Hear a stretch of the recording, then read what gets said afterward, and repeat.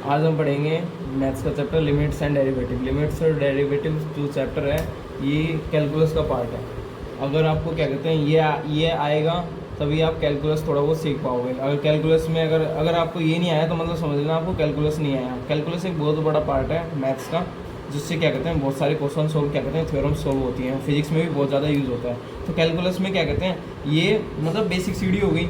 इसके बाद आगे जाके आप क्या कहते हैं कैलकुलस में बहुत से क्वेश्चंस करोगे। ये कैलकुलस आपका मेनली आएगा 12th में। अभी तो आपको बस इतना ही पढ़ना है जो क्या कहते हैं लिमिट्स और डेरिवेटिव्स के बीच में आएगा। तो आपको थोड़ा बहुत डिफरेंशिएशन समझ में आ जाएगा। इससे मैं बता दूंगा आपको लास्ट क्लासेस में। लेकिन अभी तो क्या कहते हैं आप अपन क्लास के अकॉर्डिंग पढ़ेंगे। तो अभी हम लिमिट्स और डेरिवेटिव डिस्कस करेंगे। ये कैलकुलस का पार्ट है। मैं बता देता हूँ पहले ही आपको कि कैलकुलस कुछ इस तरीके से है। लिमिट्स में इन मदर इंडिटरमिनेट फॉर्म क्या होती है।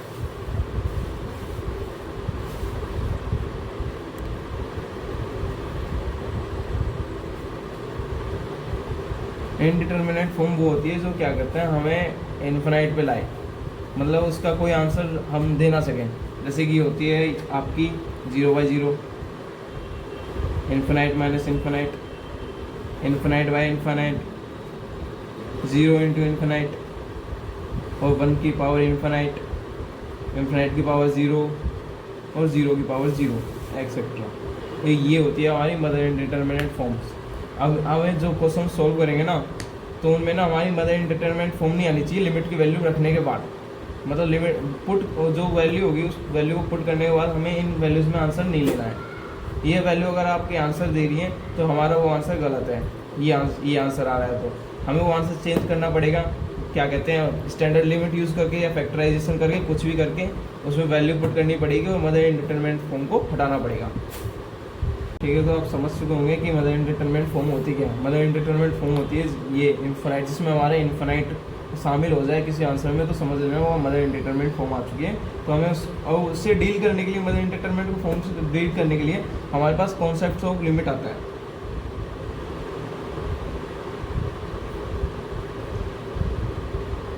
कॉन्सेप्ट ऑफ लिमिट्स, इस कॉन्सेप्ट ऑफ लिमिट्स में समझने की कोशिश करेंगे कि क्या कहते हैं अगर कोई हमारा फंक्शन हमें अगर मदर इंडिटरमिनेट फॉर्म में आंसर दे रहा है, अगर हमारा कोई फंक्शन हमें मदर इंडिटरमिनेट फॉर्म में आंसर देता है तो समझना कि उस फंक्शन को हम सोल्व करेंगे लिमिट्स से।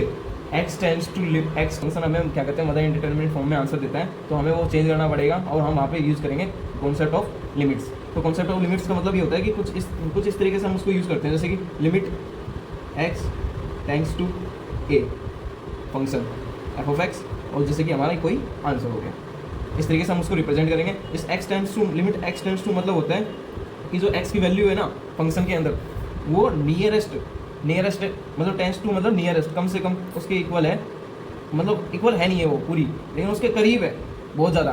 तो इस मेथड से हम उसको क्या कहते हैं यूज़ करेंगे, जो फंक्शन में पुट करेंगे उसके बाद हमारा आंसर आना चाहिए। लेकिन वो मदर इंडिटरमिनेट फॉर्म में नहीं होना चाहिए। कुछ भी करना है फैक्टराइजेशन करके सोल्व कर लेना है, स्टैंडर्ड एक्सपेंशंस यूज़ कर लेनी है, स्टैंडर्ड लिमिट्स यूज़ कर लो, लेकिन वो हमारा मदर इंडिटरमिनेट फॉर्म में नहीं होना चाहिए। और कॉन्सेप्ट ऑफ लिमिट्स हम दो तरीके से यूज़ करते हैं। एक एग्जिस्ट मतलब इसकी जो लिमिट होती है ना हम उसको एग्जिस्ट कैसे मतलब एग्जिस्टेंस ऑफ लिमिट कैसे चेक करेंगे। अब हम यहाँ पे बस इसमें हम पढ़ेंगे क्या कहते हैं हमें बोर्ड के अकॉर्डिंग पढ़ना है। जो आपका बोर्ड है जैसे राजस्थान बोर्ड हो गया, कोई भी बोर्ड हो गया, हरियाणा बोर्ड हो गया, तो हम इसमें बोर्ड के अकॉर्डिंग पढ़ेंगे। बोर्ड के क्वेश्चन कैसे सोल्व करने हैं और क्या कहते हैं हमें क्वेश्चन सोल्व करना आना है बस। इससे ज़्यादा हम एडवांस नहीं पढ़ेंगे। एडवांस पढ़ने के लिए आपको क्या कहते हैं अलग से पढ़ना पड़ेगा कहीं और जाके। यहाँ पे बस हम क्लास का पढ़ेंगे। तो अब यहाँ पे जैसे कि क्वेश्चन आएगा जैसे एग्जिस्टेंस ऑफ लिमिट्स, तो एग्जिस्टेंस ऑफ लिमिट्स चेक कैसे करनी है, उसका अलग तरीके से फॉर्मूला होता है, कैसे काम करता है वो। तो पहले देखते हैं existence of limit. Existence of limit हम चेक करेंगे the limit of any function, the limit of any function y equals to f(x) exist at x equals to a only when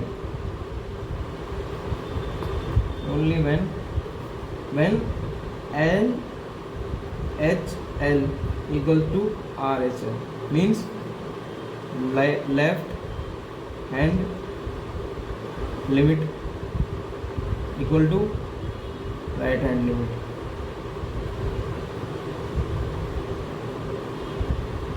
अब लेफ्ट हैंड लिमिट और right hand limit मतलब क्या होता है, जैसे कि हम नंबर सिस्टम में जाते हैं तो ये हो गया जैसे हमारा नंबर लाइन, समझना मैं समझाने की कोशिश करूँगा कि राइट हैंड लिमिट में और लेफ्ट हैंड लिमिट में मतलब क्या हो गया। ये हो गया हमारा न्यूट्रल, तो इधर हो गया RHL, इधर हो गया LHL।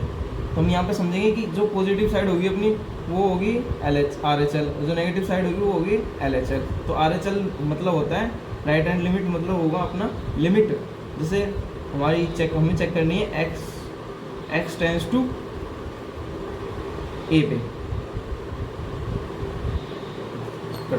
राइट हैंड लिमिट होगी। राइट हैंड लिमिट हम चेक करेंगे h tends to 0, f of a कोई फंक्शन है मतलब उसमें प्लस h करेंगे हम, क्योंकि राइट हैंड साइड में था तो मैंने बताया आपको इधर साइड में लेंगे तो हमारा ये पॉजिटिव हो। ये मेरा तरीका समझने का, आपका तरीका आप इसमें से देखना चाहो, आपको ये अच्छा लगे तो ये यूज़ कर लेना, मतलब इसका कोई मतलब नहीं है, ये बस अपने समझने के लिए है। तो इसलिए मेरा तरीका है बस ये याद रखने का, क्या कहते हैं कि पॉजिटिव कैसे था, नेगेटिव कैसे था, और ये एक तरीके से क्या कहते हैं मेरे को बेस्ट लगा तो इसलिए मैंने आपसे शेयर कर दिया। तो ये हो गई हमारी right hand limit. Right hand limit को हम इस तरीके से यूज़ करेंगे, और जो हमारी लेफ्ट हैंड लिमिट होगी उसको हम लिखते हैं लिमिट s टेंस टू 0। इसमें f of a minus h होगा, ये पॉजिटिव है h यूज़ करेगा, ये हमारा माइनस h यूज़ करेगा। इस इधर साइड में नेगेटिव, जैसे नेगेटिव हो गया, और इधर साइड में पॉजिटिव h यूज़ करना है तो इधर पॉजिटिव। ये समझ गया आप, मेरे मत समझ गए होंगे आप तो कि मैंने LHL और RHL क्यों बताया। अगर ये दोनों करने के बाद भी राइट हैंड लिमिट और लेफ्ट हैंड लिमिट किसी फंक्शन की दोनों की वैल्यू सेम आती है, अगर किसी फंक्शन में लेफ्ट हैंड लिमिट और राइट हैंड लिमिट दोनों पुट करने के बाद दोनों सेम वैल्यू देते हैं तो मतलब RHL equal LHL means limit exist करती है। अगर ये दोनों इक्वल नहीं है तो लिमिट एग्जिस्ट नहीं करती है। If they are equals the limits are exist, if they are not equal तो लिमिट्स आर नॉट एग्जिस्ट।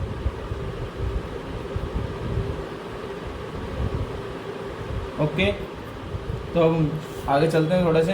अभी हमारे पास क्या कहते हैं कुछ स्टैंडर्ड फॉर्मूला हैं जिसकी वजह से हमें यूज़ करके क्या कहते हैं अपने क्वेश्चन सोल्व करेंगे। वो फॉर्मूलाज आप भी याद कर लेना, और उन्हीं फॉर्मूलाज की वजह से हम क्या कहते हैं वो क्वेश्चन सोल्व करेंगे। तो कुछ फॉर्मूलेस हैं मेरे पास, ये रहे वो, ये अपने फॉर्मूले हैं by standard limits, by using standard limits. इन फॉर्मूलों को हम डायरेक्ट क्वेश्चंस में अप्लाई करेंगे, और इनका जो मतलब ड्राइव्ड हुए हैं ये फॉर्मूले, पहले आपको क्या कहते हैं इन फॉर्मूलों को यूज़ करना है क्वेश्चनों में, फिर उसके बाद में आगे चल के अगर ज़रूरत पड़ी, बस ज़रूरत तो नहीं पड़ेगी क्योंकि ये अपनी नॉलेज के लिए ड्राइव करना मैं बता सकता हूँ, लेकिन मैं अभी क्या कहता है अभी क्लास के अकॉर्डिंग चलूँगा, क्लास के क्वेश्चन समझाऊँगा बस। तो ये आपके कुछ स्टैंडर्ड फॉर्मूले ये आपको याद होने चाहिए, और ये आपको लिख के याद करोगे तो ज़्यादा बढ़िया है, बीच क्वेश्चन में कभी भूलोगे नहीं।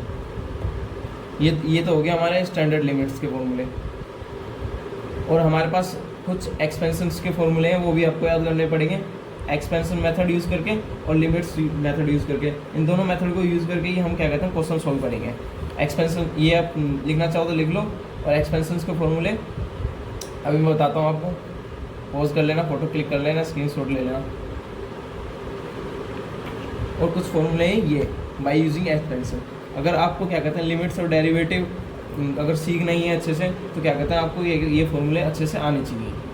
ये सारे फॉर्मूले ज़्यादा इंपॉर्टेंट है, और ये आपके क्या कहते हैं जो हमारे लिमिट्स एंड डेरिवेटिव चैप्टर है ना, वो कैलकुलस का पार्ट है। कैलकुलस पार्ट मतलब वो पूरी फिजिक्स इस पर टिकी हुई होती है, और कैलकुलस आपको 11th में क्या कहते हैं थोड़ा बहुत देखने को मिलेगा, वो भी लिमिट्स एंड डेरिवेटिव्स में ही मिल सकता है।